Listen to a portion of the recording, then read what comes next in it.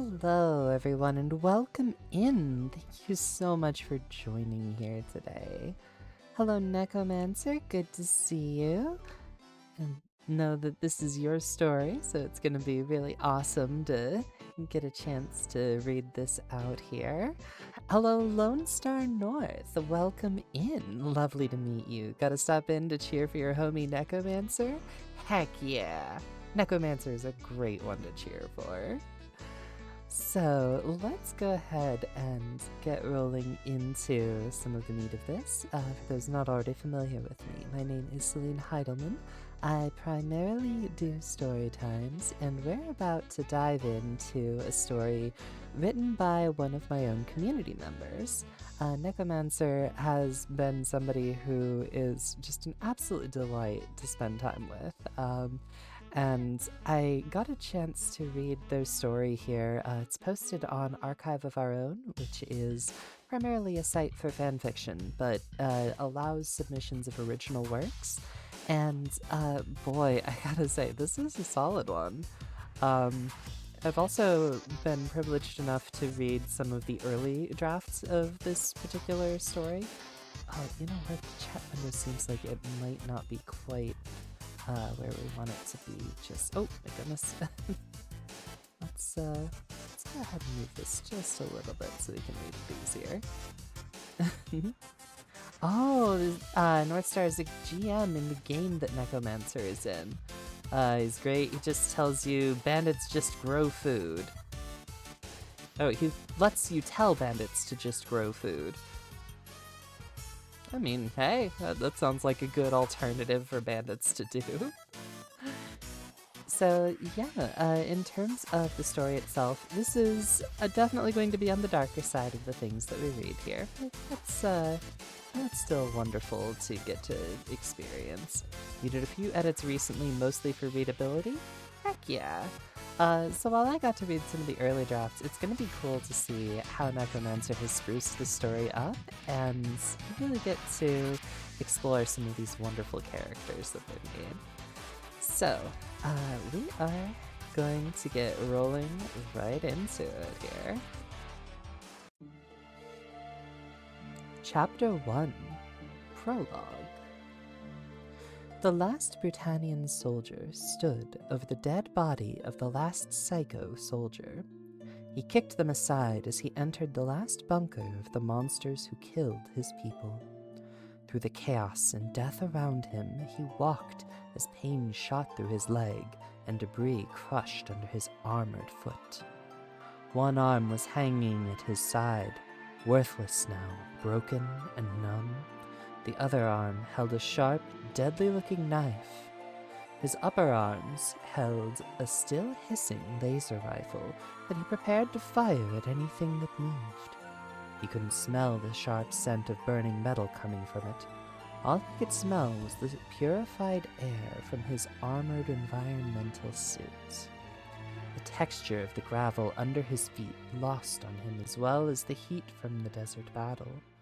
All unable to get past the suit's thick padding that ensured he was always uncomfortably warm, never hot nor cold. None of his fellow soldiers survived. It was him and the enemy. Not even the robotic terrors he had commanded still stood by his side. As he entered the door to the biological storage area and walked toward the cold white tubes that held the psychos, a name the brew had given them long ago, his gun was lifted in his sore and pained arms. He aimed at the small, blue-skinned blob that slept within the white tube. Walking forward, tense, filled with a bitter bile, and ready to pull the trigger once his vision, blurred by adrenaline, cleared. His foot hit a body. He looked down and saw two corpses, one shot in the chest, the other face down. Let me make sure. Okay, yes. Sorry, I thought for a moment I might have still been muted, so thank you for your patience with me there. Oh, hello, Rapier. Welcome in. Lovely to see you. They had been shot in the back, Kicking them over, he saw one of the few psychos he recognized. The warmonger, the leader, the one who had commanded the death of the brew, who'd undone his kind. Without hesitation, he aimed his gun low and fired it as his third arm stabbed downward. Deep down, he told himself it was about making sure the warmonger was dead. But even deeper, he knew this was about pure, bloody vitriol and disdain. He looked up, saw cameras, and walked toward a nearby security room. He had been an engineer before joining the military, and he knew enough about enemy tech to start up the security footage. He needed to know what had happened here. There were 2 working pods. There were 4 people. A baby, a man in a pod, and 2 outside. The warmonger and a woman he did not recognize stood around the pods. The leader of the psychos, just called him the warmonger, his 4 eyes were a deep golden color, unusual but not unheard of among his kind. Right here he looked tired, his clothing worn, his hair a mess, and his pure gold eyes looked dull. He swayed as if in a dissociated state, as if he was going through the motions and not entirely aware of the world around him. The warmonger opened a pod with the man in it, and the man had just enough time to breathe before he was shot in the chest several times with a cold and uncaring efficiency. He was tossed onto the ground. He then went to do the same to the other pod containing the baby. He stopped only when a voice behind him said, "Stop!" and he heard the sound of a laser pistol being charged. "Hello, Brian. Welcome in. Thank you for the dancy emotes. It's good to see you." What are you doing? He asked in a sort of distracted way. Parsons wondered how many drugs had been pumped into this brute's system to keep him going. Oh, Lone Star North, thank you for the follow. Parsons wondered how many drugs had been pumped into the psycho's system to keep him going. The woman behind him, holding a charged and ready pistol, spoke. "Keeping the child alive is in the best interest of our species." The warmonger didn't even turn around, his hand still on the door of the pod. Of course it's not. We go in, we sleep until the brutes die out, we wake up, impregnate you, the species continues. I can't continue the species with this tiny blob of meat. I'll be near infertile by the time they're able to have children. "Sir, with all due respect," said the woman with the charged laser pistol aimed at his back, "the 2 of us don't have enough genetic diversity to continue our species regardless. It's best we keep the young ones alive in the hopes they meet other young survivors and continue our species." The warmonger actually soaked in these words. He hadn't gotten as far as he had by ignoring good ideas. He got where he was by stealing them. I suppose someone will of course have to raise them. Oh, I'm a nerd, by the way? Well, thank you for letting me know, Brian. Coming from a nerd like you, I have every reason to believe that might be the case.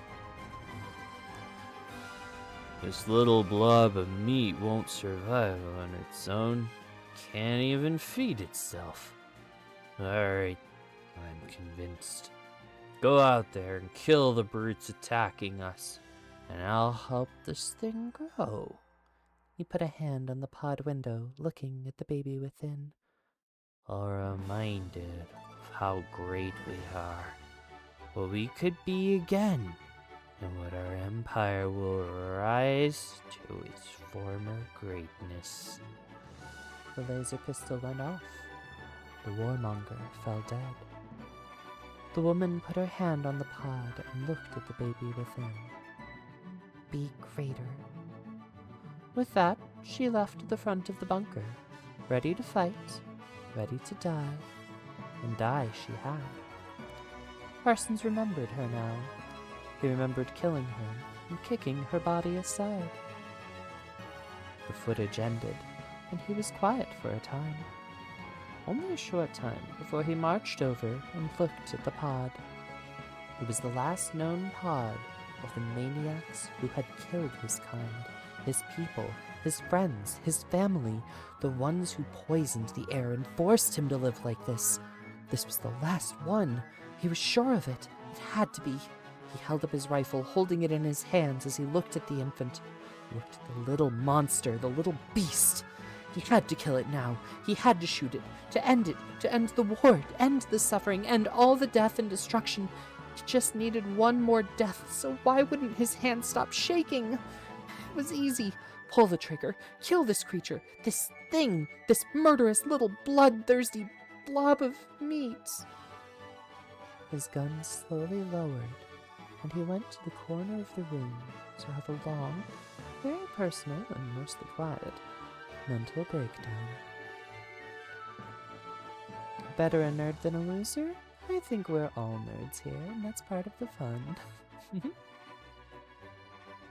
Necomancer plans to do a whole chapter about the warlords sometime rather than just try and lore dump. Basics are a man born into extreme wealth and privilege who fell for his own kind's propaganda. Yeah. A loser means learning, so does being a nerd. And being a nerd means we get to find new things to learn. Being a loser means stumbling into our lessons. I choose the former. Eventually, after what felt like far too long, Parsons pulled himself up. He looked at the blob of meat, the child. It couldn't survive on its own.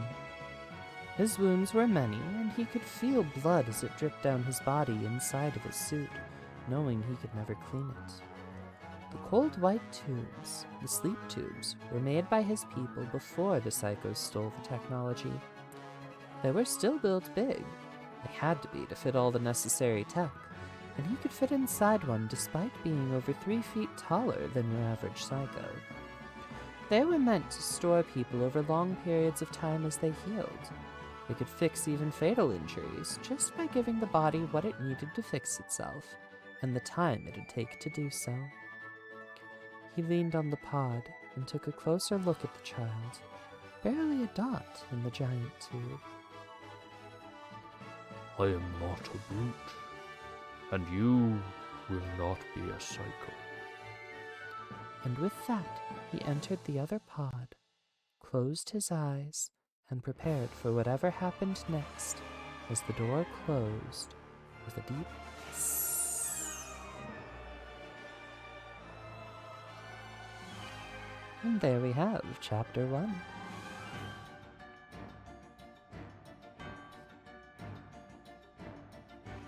Chapter 2, Waking Up. Welcome back. Name unknown. 4 hands grabbed the side of the tube as a 4-armed, 9-foot-tall giant slowly pulled himself out, snout first. A long canine, or perhaps crocodilian, head revealed itself. A muscular body encased in armor that looked to be made of metal and leather. The only part of his body that could be seen were blue, human-like eyes behind the lenses on his mask. Parsons. My name is Parsons. The brew are called brutes and the sly are called psychos, because Necomancer wanted to go for an old 70s and 80s cartoon feel. We'd have a race called the mutants, whose entire culture and species had been reduced to they were evil. Just with the names. Necomancer wanted to explore them as people. I like this idea. It's one of the things that draws me to the story. Parsons stood up, stretched out as his hand went up to try and rub his itching snout, only to find it inside his environmental suit. Everything was. Leaving the suit would kill him. He did his best not to think on it, but was failing miserably. With a hiss, the other cold tube opened up, revealing the baby within. Parsons stared at it for some time before deciding he couldn't deal with that particular crisis of conscience right now. He went to look at the controls for the pod instead, telling himself he had to know what happened, how much time had passed, and what was going on. It was all broken, Screens flickered as the smell of burning electronics was lost to Parsons. "Oh, you've got a sleep, Riptide? Okay. Well, I hope you have a good sleep, and welcome in. It's good to see you. Ryan's phone is at 6%. Oh, no. Well, at least we get to see you while you're here, Brian." He couldn't get a thing to work on it. It was enemy technology, and his knowledge of it only went so far. But the two of them had basically stolen each other's technology for generations, so he should be able to operate some of it. He couldn't. It was broken. Likely opened as a failsafe, in case it was damaged, he mumbled to himself.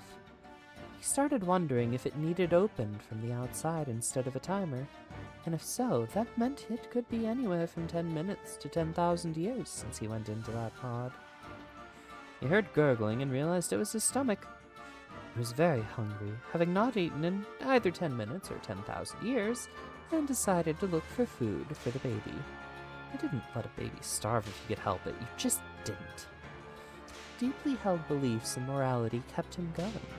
A goal to distract from the pain, the unknown, the everything.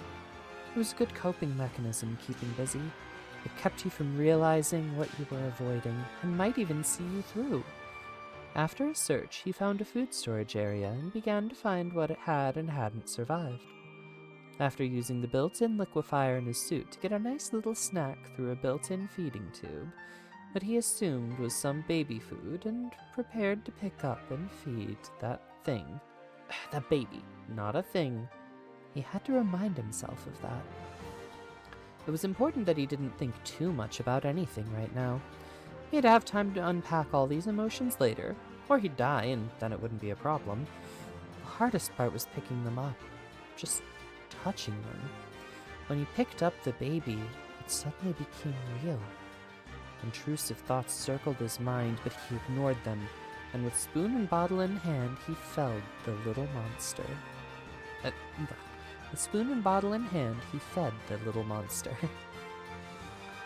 You know, when I was a baby, my parents called me a little monster,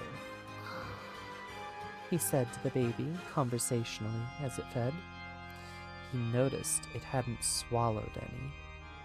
He wondered if it was even old enough for solid food, and decided to stop trying when he also realized he had no idea if the food was even edible. I'd call you little monster. I don't think it'd have the same meaning. And besides, you seem incredibly well behaved for a baby. I need to give you a name, so that way you have an identity. Those are important, you know. He idly poked the baby's nose with his free hand, the other two clutching his laser rifle to make sure it was functional. I'm sure your parents gave you... He paused and remembered what he'd heard about their kind. Their lives started without a parent's love. Torn from their mothers as soon as they were born, put into a brutal education system that had heavy favoritism and a high fatality rate. Life was unkind to them from birth. He remembered when he was told about this and realized just how sad it was. At the time, it was used to demonstrate how uncaring, unfeeling, and monstrous the enemy was. Right now, all he could feel was pity for those who had never known a parent's love. Okay, so I'm sure your system would have given you a name. But frankly, they seem like maniacs. Let's call you Bellitus. It was a common name among his people, and he was sure the name had some meaning, like beautiful flower or chosen son, but like hell if he knew what it was. Still, it felt fitting to him. After he cleaned up the child, he looked at the door that had not been open in either 10 minutes or 10,000 years, and stepped forward. It was do or die time, and deep inside, he was at peace with either result. Unfortunately, he didn't die when the door was open, and that meant he was going to have to do more work. With a deep sigh of relief and regret, he looked outside and realized it could not have been 10 minutes. Deserts do not turn into jungles in 10 minutes. Stepping onto the grass, he was surprised that much remained of the battle fought so long ago still around. With Baby in one of his lower arms, he began to search the old robots, armor, and weapons. Most was lost to time, but he did manage to find one thing he needed. Okay, good news, little Bellitus. I'm not going to die when my suit filter gives way. You see, little one, these filters are self-cleaning, but can't clean fast enough to stay clean when in use. His hand hesitated as he reached for a fallen friend he once knew. He swallowed, buried some feelings, and removed their filter. And as you see, these are not in use, so I have plenty.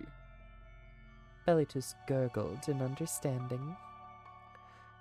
To Parsons' surprise, most of the robots out there were still in good condition, though not functional, or at least not on. Unfortunately, all the weapons had been taken by nature long ago. Nature or scavengers. In a way, he hoped it was scavengers. He'd want his people's tech to live on. Just as he had this thought, it hit him. An arrow hit him. Thankfully, his suit was armored, and the arrow bounced off. It was only slightly annoying at worst. Okay, whoever shot that, stop it. I'm not here to fight. The response was another arrow. His response was to fire his rifle in the direction of the arrows. Whatever was there wasn't hit, but he heard a rustle in the trees and the sound of someone running away. Never been good at making friends, he mumbled to himself, and went back to salvaging. After he was done, he went back into the little bunker he had came from, only to realize there was a trapdoor in the floor. It was locked with a biolock. You needed the right DNA to get inside. He gently grabbed the baby's hand, pressed it against the lock, and with a brief flash of light, the door clicked open. Legal, welcome in, dear bear. It's good to see you. I hope you're having a wonderful time. Aw, thank you for the adorable bean compliments. I appreciate it. You are an absolutely lovely bear. Hello, bonjour, welcome in. Thank you for the hi, Readig. How are you doing, Legal? Having a good time? See, you're already a good partner in all this. I think this is going to work out fine. The baby gurgled in response, which to him was a firm statement of agreement. The door revealed a ladder that went downward, and as he reached the bottom, he felt a sense of awe at what he saw. Oh, I'm glad to hear you're doing good, Legal. Hydration complete. You're about to go to bed? Well, I'm glad you've decided to join us as you prepare for your bedtime. Writing for the baby and Parsons here was surprisingly fun. I believe it, Necomancer. It reads like you were having a good time. Toby! Welcome in! I haven't heard from you in ages. It's good to see you again. How are you, dearie? Oh my goodness. Necomancer love? Well, thank you very much, Toby. How are you doing? Oh my goodness. I'd give you a shout out, but I don't think you're streaming, but all the same, it's really lovely to have you back here with us. I can try texting back? Texting back? You probably have the wrong number for me, and we'll need to sync up after stream about this. But welcome in. I am so sorry about that, Toby. But yeah, oh my goodness, where was I on this story?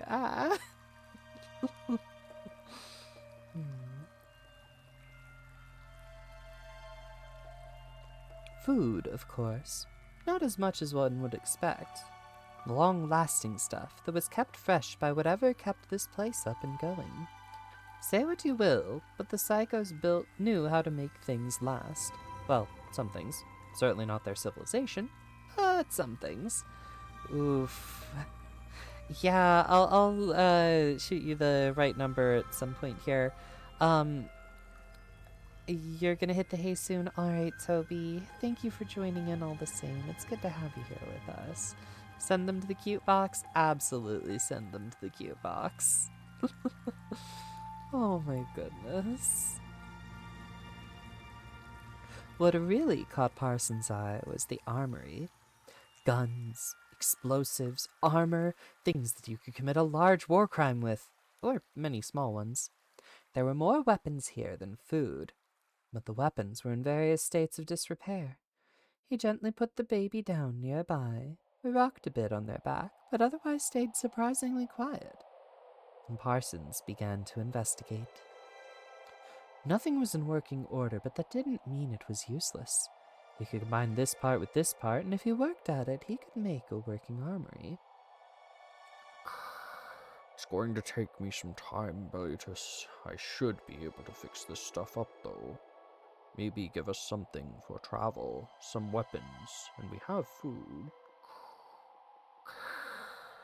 The most important thing, I'm not even sure what you eat. As far as my fellow soldiers were concerned, it was the souls of my kind, and possibly children. He paused. One of his 4 hands scratched his chin in thought. We're going to hold off on testing those 2 theories, if you don't mind. The baby agreed with him again in a profound gurgle. Out of all your stories, this is the one you're trying the hardest to make good? I think you've succeeded. You have to say that because your sister gets mad if your writing is only okay.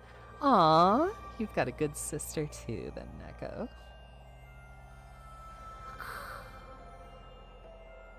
Moving forward toward the food, he began to examine it.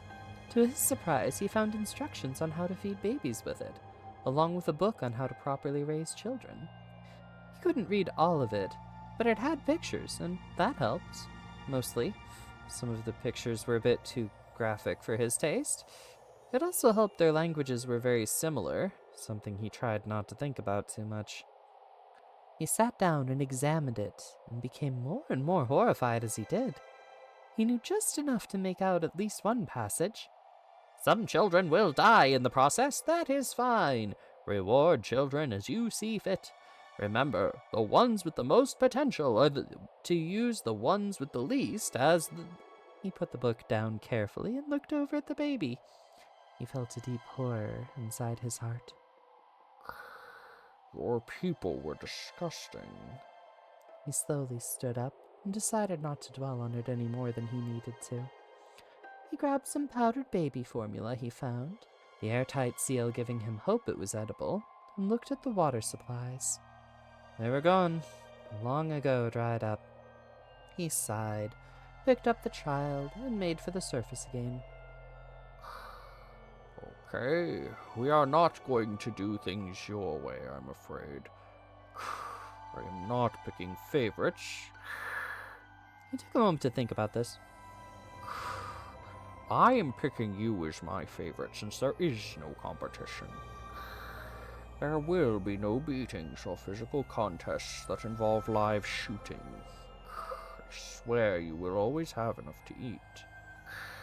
The part where I take you away from your parents is technically happening, but that's only because they died, and honestly, good for you. I think it'll be a much better... He paused his speech and simply stopped talking. He wasn't ready for that step. It was a huge step. It was one he was never going to make, one he didn't want to. Let's go with teacher. He rubbed his eye lenses of his environmental suit as he got to the surface, and as soon as he walked out of the door, he grabbed his gun and looked toward an intruder. She looked what some might call a mix between a human and a spider. Like a giant spider was smashed into a second giant spider and given a roughly human shape. He would not describe her that way because he did not know what spiders or humans were. What he would describe her as was something with skin chitin, fur, a few odd limbs on her back, 2 large appendages on the side of her mouth, sharp teeth, 2 yellow eyes on one side of their face, and 1 red on the other.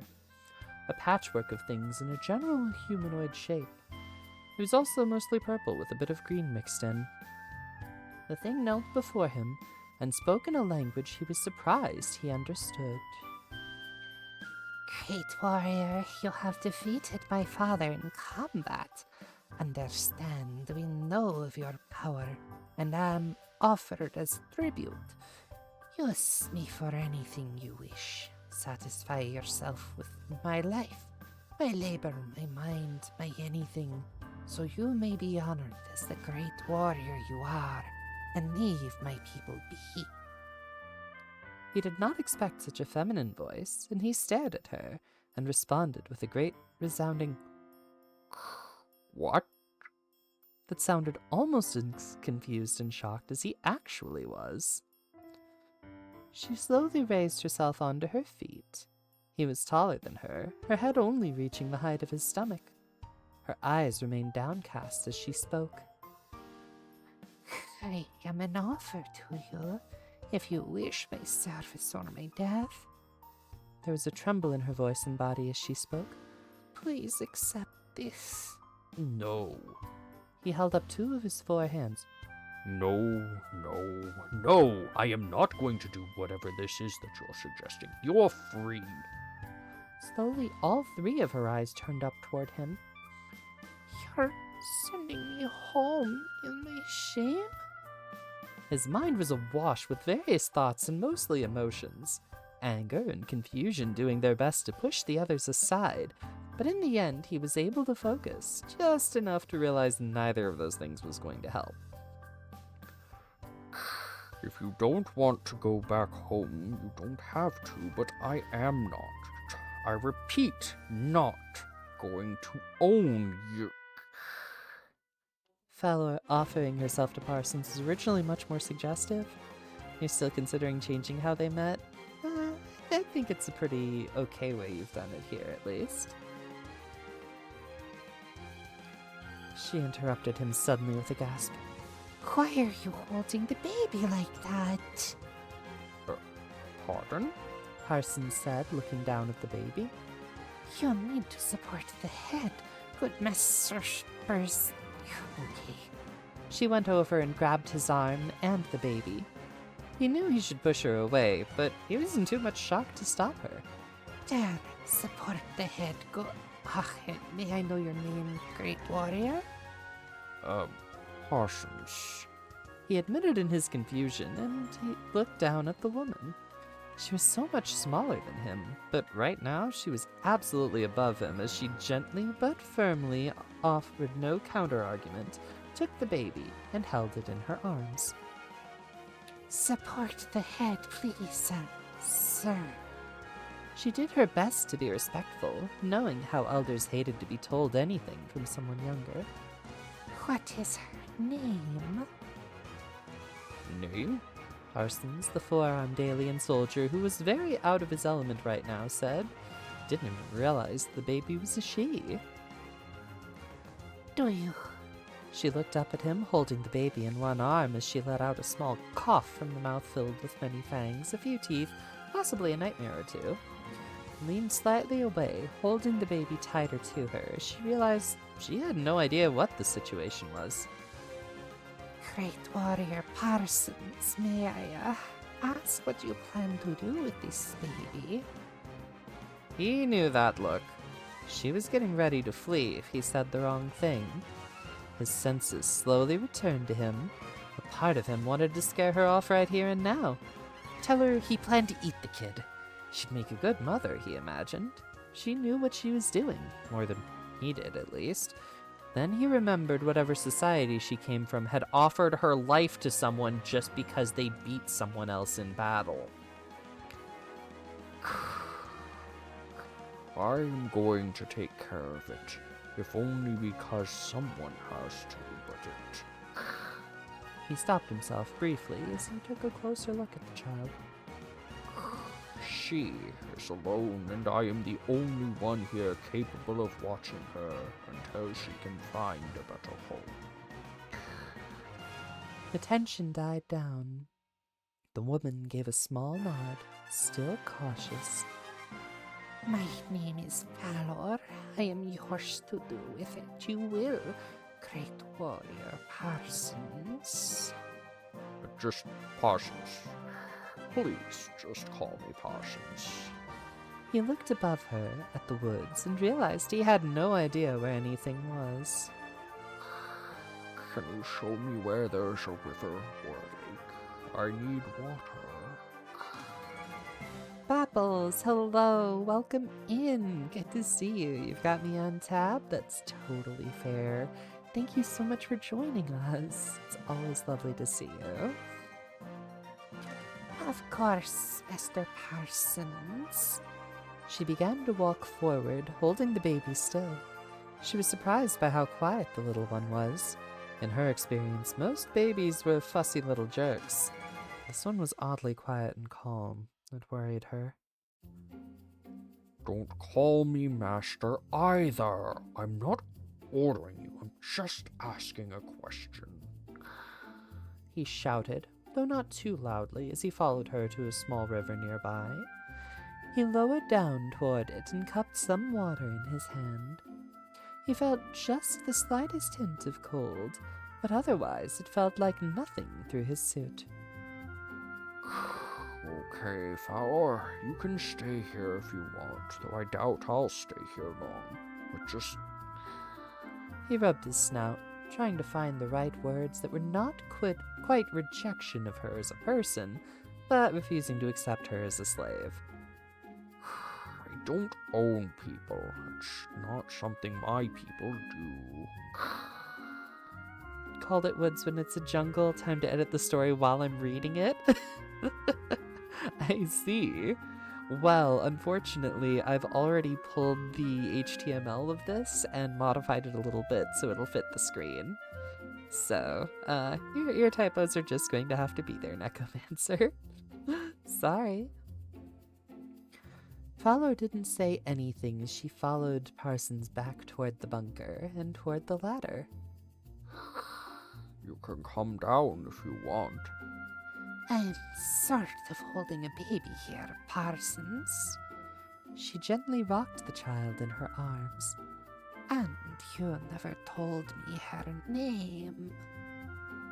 He reached over one of his upper arms for the child, the other still on the ladder. Do your back limbs not function? Not like that. They're mostly for, fighting, which I am not very good at, being a daughter of a hunter who is to raise the children. She carefully, very carefully, handed the child over and made sure to adjust his arm to hold the child right.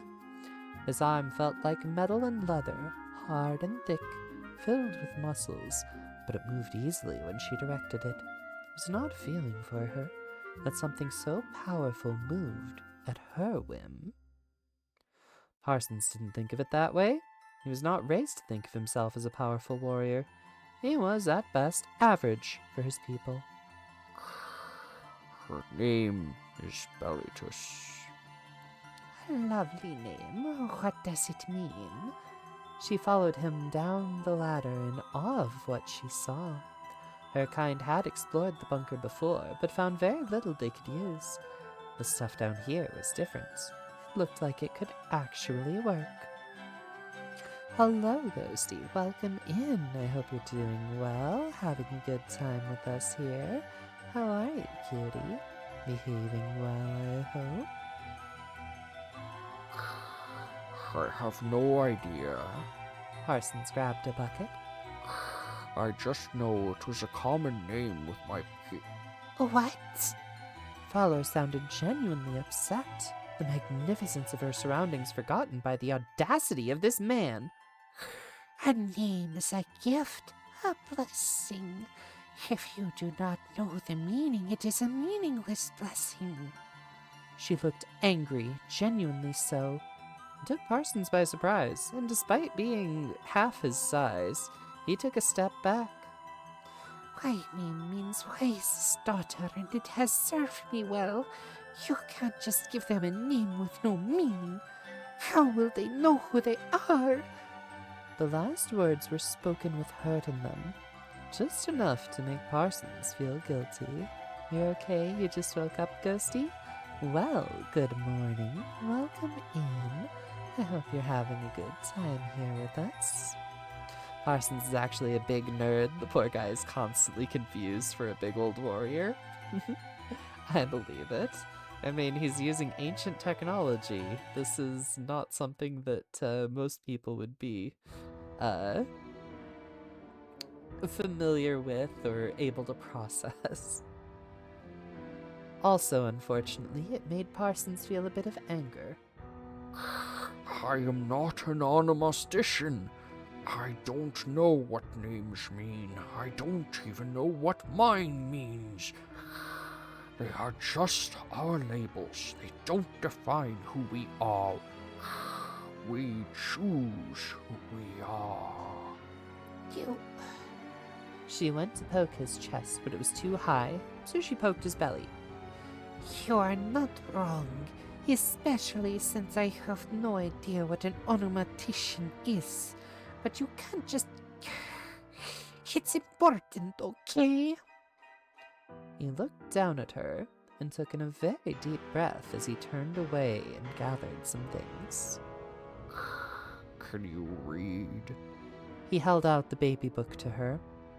She opened it, skimmed through it, and shook her head. These symbols mean nothing to me. Weird, a bit frightening in the pictures, if I'm honest. What is this? A book. He decided not to go into any more detail about the baby book. The girl was processing enough for today. Listen, Falor, I am not good with names. I am good with mechanical things. He put a bucket aside, grabbed some white pills, and began to take apart a few of the nearby weapons, examining them. So, if you don't like her name, why don't you choose one? Falor was quiet for a little bit, before she reached her arms out for the child's. Parsons handed her over. She looked the child in the face, a big blue child with 4 golden yellow eyes, 2 in the front and 2 on the side, being raised by a giant 4-armed man she didn't quite understand, who was working with things she didn't know existed and saying words she had never heard. Shalana. It means quiet danger. You had it right in one go? You had to Google people who know the meaning of names? Oh, I got it right in one go. Well, I'm glad to hear it, Necomancer. Parsons went rigid, his entire body going stiff. Quiet danger? That was not what the psychos were. They were never quiet, but they were a danger. His entire body seized up as he thought about what sort of monster he might be raising, what sort of terrible thing she may become. He remembered the pictures in the book. He remembered the section about discipline. He remembered the note about how teeth grow back. It also means gentle hearts. All names should have 2 meanings, so he can choose which one we want to be us. She looked around, finding some clothing that was still more than rags, and started searching for diapers and such for Shilana. Parsons still had not moved. He could take care of this problem now. He could just kill them both and move on. It'd be so much easier. So much easier to just put an end to this and know he had nothing to fear anymore. You'd like to read this later, Rapier, because you're intrigued with the plotline? Well, we do have a link to the story pinned in the chat here. So, if you're interested in reading for yourself, either with me or in your own time, feel free to check out the link above. Necomancer's been kind enough to provide this to everybody, so it is right there for you to read and enjoy.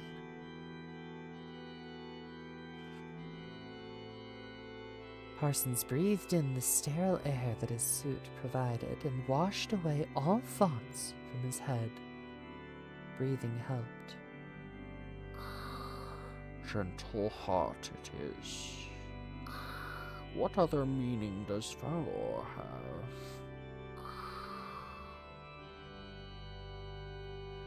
Late to the party, so you definitely need some follow-up? Well, I hope you do get a chance to read up. The first chapter is pretty darn good. Savage hunter, I was never good at hunting, or possibly too good. Either way, I don't have the right number of eyes for it. She gently put Shalana down and grabbed something from the many-pocketed robe she wore. It was old and worn and repaired and ripped and fixed, mostly fixed by needle and thread, which she produced now. A needle of bone began to stitch clothing together. Parsons watched. Right here and now, he came to realize he could never hurt either of them. He hoped he felt that way until the end of his days. He turned to a giant tarp, grabbed it, and pulled it off to see what was under it. A vehicle! The white metal plating covering it almost entirely. It was huge, or at least bigger than most homes within Falor's village. It was armored with small slits for viewing and even a large gun on top. Valor had no idea what it was, but she knew it was impressive, and she noticed other tarps covering similarly shaped vehicles. This is one of ours. The little psycho stole it. It's fine. It doesn't matter now. Parsons growled as he began to inspect it. Most of this seems worn down, though it looks good on the outside. But I bet I could cannibalize some of the other ones and make a working one, and then we can go. Necomancer had to make it one of Parsons' people, or how the heck is it gonna fit in the seat? Yeah, I can see where you'd be going with that, Necomancer. Go where? Suddenly, Shalana began to fuss and make louder noises, baby noises, and Falor felt a wave of relief come over her. Shalana was capable of being a proper baby after all. Probably hungry. I've been putting off feeding her. I'm going to need to get some water, purify it, and mix it with her formula. Parsons began to climb the ladder. Should I stay here? She shouted at him as he climbed. Shouting down, he said, I'm not your master. Do what you want. Falor decided to stay down there. There were new things down here, and up there was just old things. She began to look through the books and the weapons. She knew of the existence of guns, but her tribe had very few, and none of them looked like this. She briefly considered touching one, but as her hand hovered over it, old memories of her first and last hunting trip came to mind. She pulled her claw-like hand away, reached for the fussing Shalana, and cradled her. You know, your dad is really bad at answering questions. Shalana let out a grumpy little mumble in agreement. Parsons didn't take long to get back down the ladder. He quickly grabbed a glass bottle, checked it to make sure the nipple on the end was clean and functional, and began to feed Shalana. He heard this was supposed to be a bonding process, but frankly, he was just glad he managed to get her fed before she started screaming. I found a map of other bunkers down here. I'm going to visit them and see if I can find any survivors of Shalana's people, or mine. Parsons looked down at her. At least, that was the plan. But after he read that book, he wasn't sure if he was okay with it anymore. He really is bad at answering questions? Yeah, I would say so, Necomancer.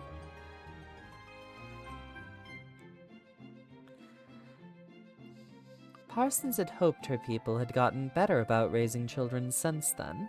If not, he'd move to another bunker until he found found one he felt safe leaving Shilana at. Some of the bunkers on the map belonged to his people.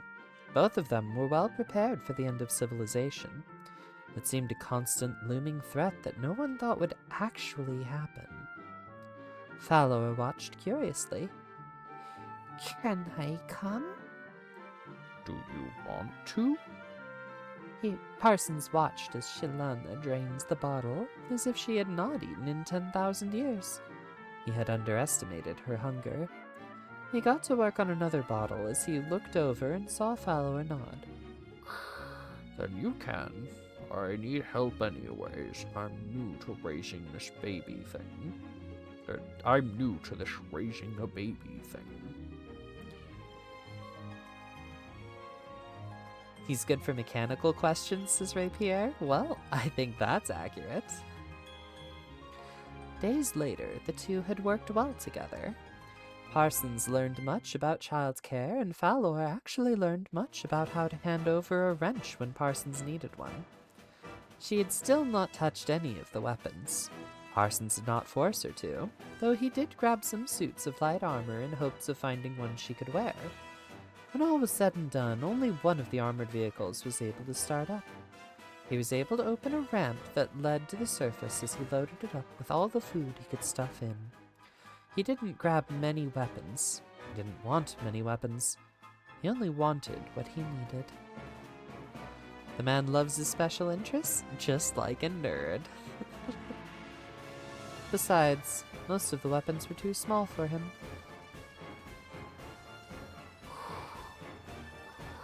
What do we call this transport? Parsons asked Falor as he slapped the side of the vehicle. After all, names are important, right? Falor ran a hand alongside the armored metal plating, feeling the cool metal under her palm. Tell me, it means home. Parsons thought about this for a moment, seemed to approve, and climbed inside to see if it would start up. After he did, Falor mumbled, Khartoum, and climbed inside with him. It was surprisingly quiet after the initial, very loud sound of it starting up, which made Falor back away and give a brief scream. I thought it was going to blow up. She shouted as she looked at Parsons while he put Shilana in a small crib that they'd made. It might have, yes.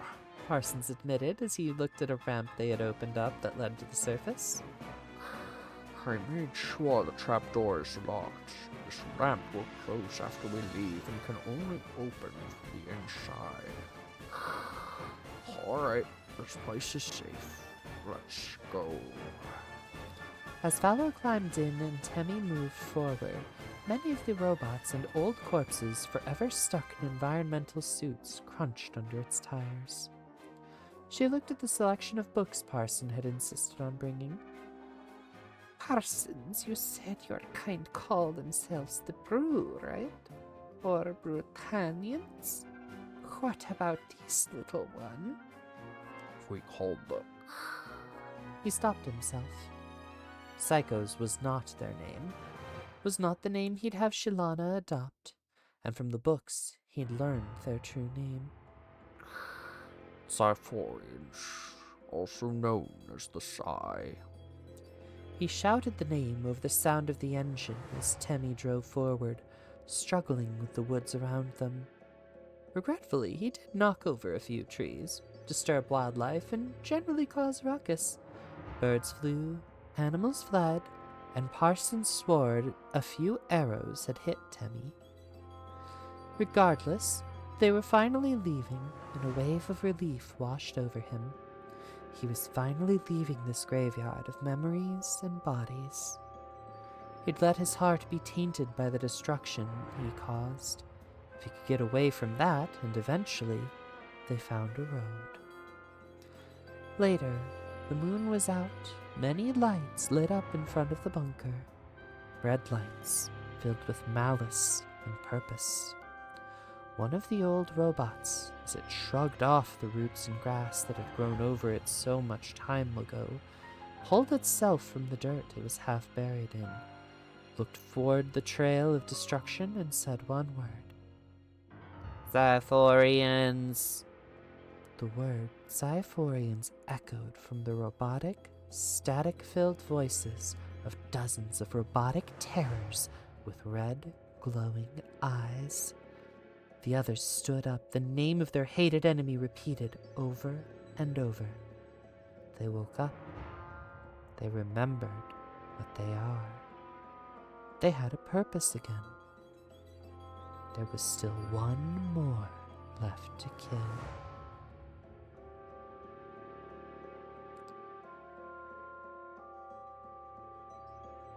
Let's see, we can read through the chapter end notes here. A few notes. Brew do not need to move their mouths to speak. Necomancer would like to commission someone to draw Parsons, but wants a rough drawing of him first so that they have a reference. They're always happy to have questions, and are appreciating that we've taken the time to read this. Well, Necomancer, thank you for sharing this with us. It's a very fun story. I'm quite enjoying it. However, we are coming to the end of our hour, and I question whether it's really a good idea to head into Chapter 3, Chapter 2, Terrors Begin here.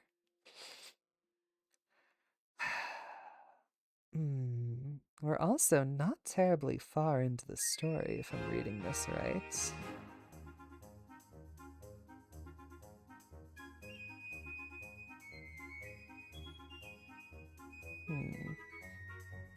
You'd be down to draw a sketch of Parsons just to have the vision out? I see, Rapier. Well, I will leave that between you and Necomancer to decide on. But I think it would be really cool to see what some of these characters look like. Oh my goodness. No pressure, it's 3 chapters, they're all longer than you realized and shorter than planned. Well, there's nothing wrong with either of those things, Necomancer. But yeah, I think we'll, because we've gotten through the first 2 chapters, and I saw 4 listed if we count the prologue. So I think we will probably call this one here, and we can resume this next week and see how much of it we can make through at that point. Because, okay, so we're about a third of the way through. But my voice is only just recovered, and I need to make sure that I'm taking care of myself, so we are going to wrap up here. But thank you all so much for joining in. Thank you once again to Necomancer for writing this story and allowing us to share it here on stream. Working on Chapter 4 still, it's going to go on for a while? Okay. Well, if you have more for us next week, we'll just have to keep going until we catch up with you, Necomancer.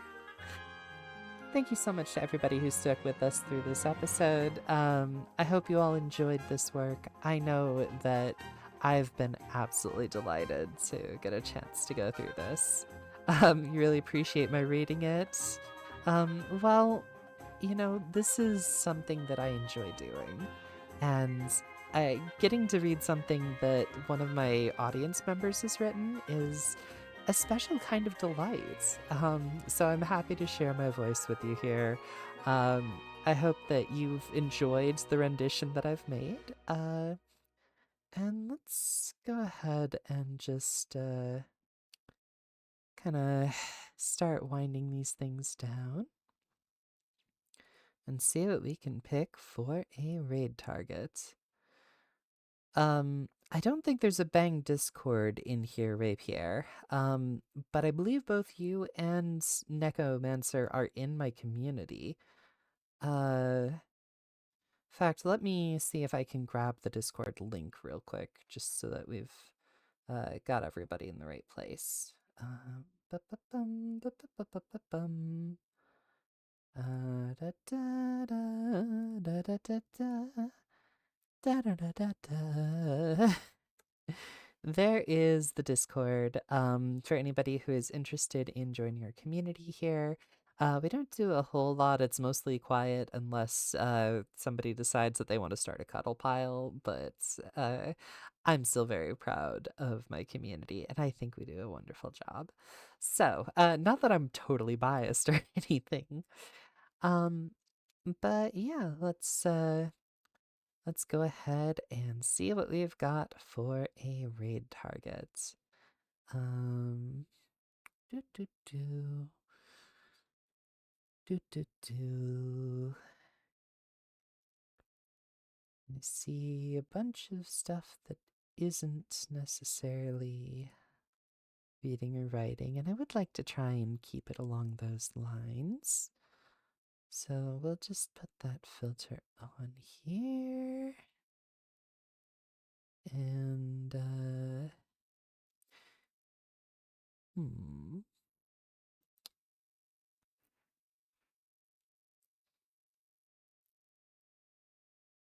They have. Looks like most of these are actually writing streams tonight. Hmm. Ah, I think I found somebody. Alright, so this person has been up for about 30 minutes. That seems like a reasonable time. So we'll go ahead and start the raid out to retrospective. I'm glad you've joined our stream today. Stream here ends the stream here.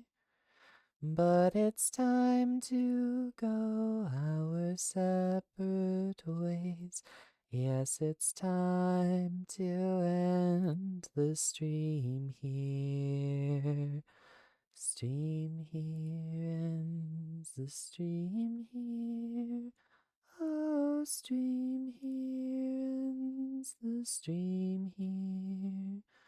For the software's scuffed and the bit rate's low, and it's time to end the stream here. Until next time, I'll be waiting.